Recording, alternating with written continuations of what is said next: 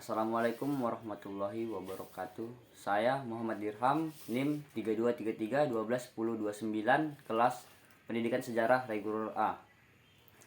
Di sebelah saya adalah orang tua saya yang bernama Susiani Saragi.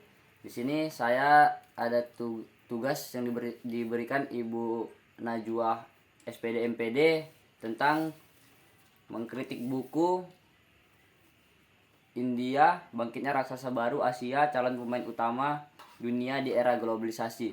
Yang kedua adalah buku Isu-isu Kontemporer di Kawasan Asia Selatan.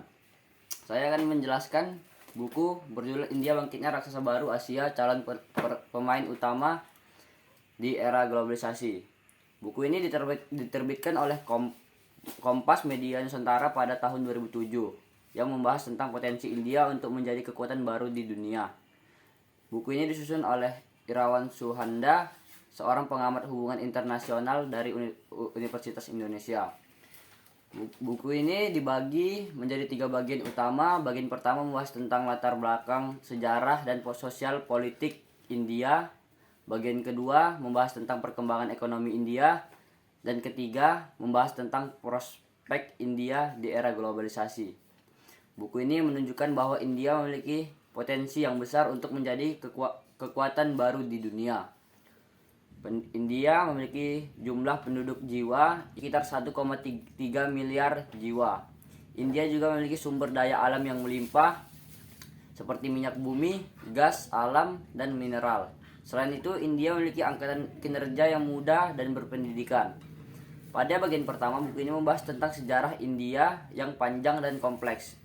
India memiliki sejarah yang kaya dan beragam, yang telah dipengaruhi oleh berbagai peradaban seperti Hindu, Buddha, dan Islam. Buku ini juga membahas tentang perkembangan politik India yang telah mengalami berbagai perubahan termasuk kemerdekaan dari Inggris pada tahun 1947. Pada bagian kedua, buku ini membahas tentang perkembangan ekonomi India yang pesat. India telah mengalami pertumbuhan ekonomi yang tinggi dalam beberapa dekade terakhir. Pada tahun 2007, India menerapkan negara dengan perekonomian terbesar ke-12 di dunia. Dan pada bagian ketiga, buku ini membahas tentang prospek India di era globalisasi. Buku ini menunjukkan bahwa India memiliki potensi untuk menjadi pemain utama di berbagai bidang, seperti ekonomi, politik, dan budaya.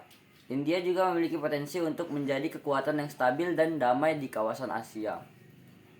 Buku ini merupakan kajian yang komprehensif tentang potensi India untuk menjadi kekuatan baru di dunia. India memiliki sumber daya alam yang melimpah seperti minyak bumi, gas, dan mineral. India memiliki angkatan kerja yang muda dan berpendidikan. India telah mengalami pertumbuhan ekonomi yang pesat dalam beberapa dekade terakhir. Dan India memiliki potensi untuk menjadi pemain utama di berbagai bidang seperti ekonomi, politik, dan budaya. Yang kedua adalah buku Isu-isu Kontemporer di Kawasan Asia Selatan. Buku ini terdiri dari 9 bab yang membahas berbagai isu kontemporer di Asia Selatan.